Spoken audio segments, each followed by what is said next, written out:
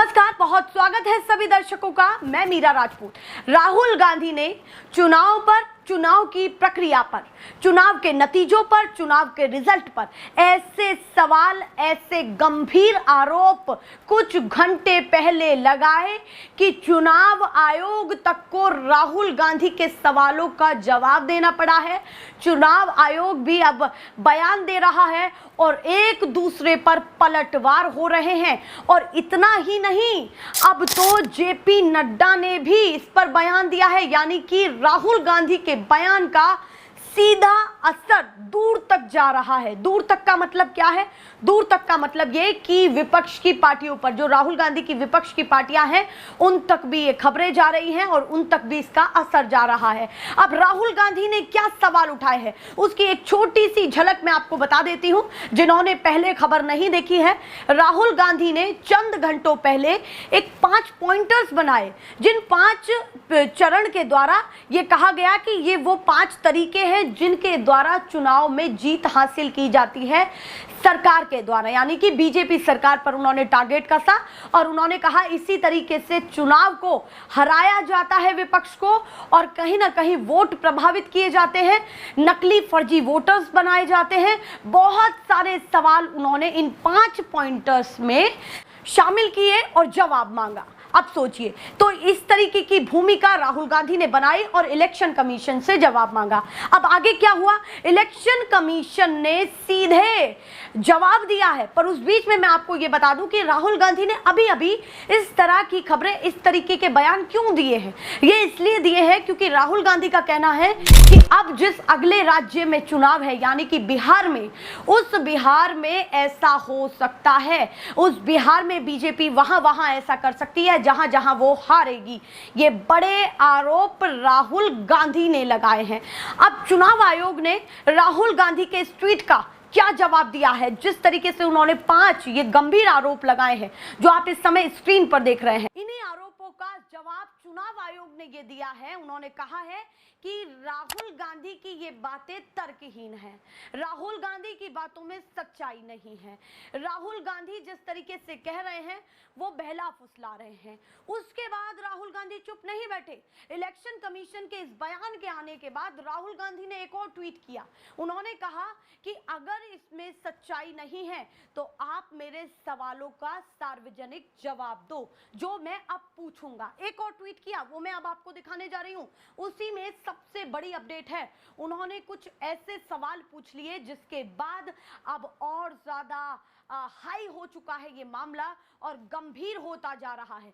राहुल गांधी ने कहा कि टाल मटोली से बच नहीं सकते, सीधा जवाब दो। और ये मैं कहां से खबर आपको बता रही हूं, एबीपी के हवाले से ये खबर की हेडलाइन मैं आपको दिखा रही हूं। देखिए जरा एबीपी ने क्या लिखा हुआ है कि टाल मटोल करने से नहीं बचेंगे। अगले ट्वीट में राहुल गांधी ने यह कहा था कि टाल मटोल करने से नहीं बचेंगे, सच बताइए। चुनाव आयोग के जवाब पर बोले राहुल गांधी, यानी कि चुनाव आयोग के जवाब आने के बाद उन्होंने ये कहा कि मैं पीछा नहीं छोड़ूंगा, जवाब बताइए, बच नहीं सकते। अब उन्होंने उस ट्वीट में कौन कौन से सवाल पूछे हैं वो मैं आपको बताने जा रही हूं, क्योंकि उनका ये इंग्लिश में ट्वीट है और उन्होंने जो जो पूछा है मैं वो आपको बता रही हूं। देखिए जरा स्क्रीन पर। डियर इलेक्शन कमीशन, आप एक संवैधानिक संस्था हैं। बिचौलियों को बिना हस्ताक्षर के टाल मटोल करने वाले नोट जारी करना गंभीर सवालों का जवाब देने का तरीका नहीं है। अगर आप आपके पास छिपाने के लिए कुछ नहीं है तो मेरे लेख में दिए गए सवालों के जवाब दें और इसे साबित करें। वो कह रहे हैं अगर आपके पास कुछ छुपाने के लिए नहीं है तो मेरे सवालों का जवाब दें और जो मेरे लेख में लिखा है उसको गलत साबित करें। महाराष्ट्र सहित सभी राज्य के लोकसभा और विधानसभा के हालिया चुनाव के लिए समेकित डिजिटल मशीन पठनीय मतदाता सूचित प्रकाशित करें। पहली उनकी मांग, महाराष्ट्र मतदान केंद्र में शाम 5 बजे के बाद के सभी सीसीटीवी फुटेज जारी करें। दूसरी मांग, चोरी से आपकी विश्वसनीयता सुरक्षित नहीं रहेगी, सच बोलने से आपकी विश्वसनीयता सुरक्षित रहेगी। वो आगे ये मेंशन कर रहे हैं कि चोरी करने से विश्वसनीयता सुरक्षित नहीं रहेगी, सच बोलने से रहेगी। और चुनाव आयोग ये कह रहा है कि हम सच बोल रहे हैं कि राहुल गांधी तर्कहीन बातें कर रहे हैं। और राहुल गांधी ने ये मांग की है कि चुनावों के लिए समेकित डिजिटल मशीन पठनीय मतदाता सूची वो भी प्रकाशित करें, यानी कि सब कुछ प्रदर्शित करें सामने। तो उन्होंने कहीं ना कहीं कई सारे महत्वपूर्ण सवाल पूछे हैं। अब चुनाव आयोग इस पर क्या जवाब देता है नहीं पता, पर समर्थकों ने बुरी तरीके से एक के बाद एक घेर लिया है। किसके समर्थकों ने? राहुल गांधी के समर्थकों ने। जो समर्थक हैं उन्होंने ऐसी प्रतिक्रिया इस बयान पर दी है, चुनाव आयोग के इस बयान पर दी है, जिनको सुनकर के आप सन्न रह जाएंगे।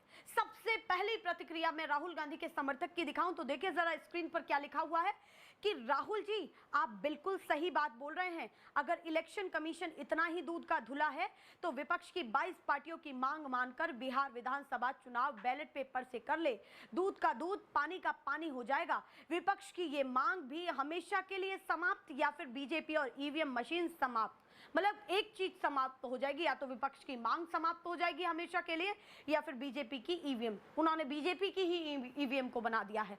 समर्थक इस समय काफी गुस्से में हैं। उसके बाद और क्या लिख रहे हैं, एक करमरे नाम के ट्विटर यूजर हैं, वो लिख रहे हैं कि महाराष्ट्र चुनाव में गड़बड़ी हुई है, अगर नहीं तो चुनाव आयोग को नेता प्रतिपक्ष के सवालों का सार्वजनिक उत्तर देना चाहिए, जैसा नेता प्रतिपक्ष ने सार्वजनिक रूप से पूछा है। यानी कि वो कह रहे हैं कि जब सार्वजनिक रूप से पूछा है तो सार्वजनिक रूप से ही जवाब दे। उसके साथ साथ एक यदुवंशी दीपक हैं, वो क्या लिख रहे हैं कि डियर इलेक्शन कमीशन, कोई बेईमान अपने आप को बेईमान बोलता है क्या? कोई भ्रष्ट आदमी बोलेगा क्या वो भ्रष्ट है?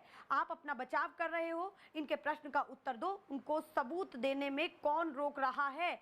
ऐसे ऐसे सवाल पूछ रहे हैं तमाम समर्थक। एक और देशराज मीना है, वो क्या लिख रहे हैं, इलेक्शन साहब अगर ईमान साफ है तो डर किस बात का? राहुल गांधी ने आईना दिखाया है, अब या तो चेहरा धो लो या जवाब दो। डेटा छुपाना, सीसीटीवी दबाना ये लोकतंत्र नहीं, तानाशाही की बुनियाद है।